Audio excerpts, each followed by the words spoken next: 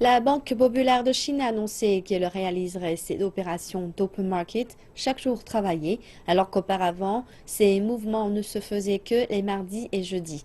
Voyons ensemble les implications que ce changement signifie. Cette modification signifie que la Banque centrale sera capable de répondre plus fréquemment aux fuites de liquidités du marché. D'après les analystes, cette nouvelle réglementation permet à l'institution bancaire de travailler de façon plus rapprochée avec le marché. Cependant, ces opérations quotidiennes ne signifient pas nécessairement un accès plus facile au financement. Alors que la Banque populaire de Chine s'attache à consolider ses politiques monétaires par des actions telles que des opérations de marché quotidiennes et autres outils permettant d'ajuster la structure économique, cela ne signifie pas l'avènement d'une période de tolérance. Il ne s'agit que d'outils. La Banque populaire de Chine a recours à un outil moderne pour réaliser des ajustements plus précis.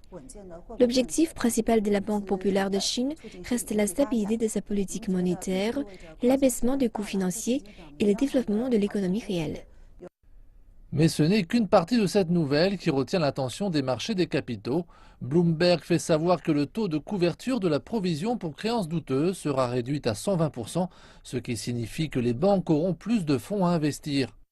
Sans pour autant démentir ces allégations, la Commission chinoise de régulation bancaire a répondu à cette position en disant qu'il n'a pas été fait état de mise à jour sur la réglementation en vigueur.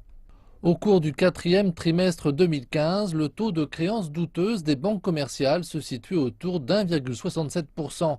D'après les calculs de Wouwen, dans le cas où le taux de créances douteuses se maintient autour de 2% cette année, une réduction du taux de provision, comme indiqué, signifierait que des fonds additionnels d'une valeur de 150 milliards de yuan seraient injectés sur le marché.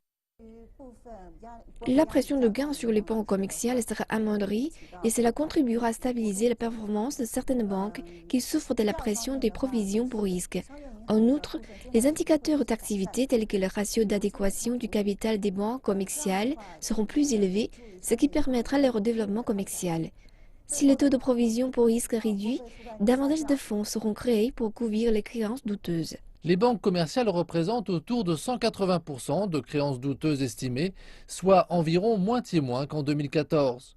Le taux était cependant encore beaucoup plus élevé que l'objectif du gouvernement fixé alors à 150%. Mais Wu Wen explique que la raison est que les profits des banques ont été plus élevés afin que ces dernières puissent facilement mettre plus d'argent dans les provisions pour créances douteuses.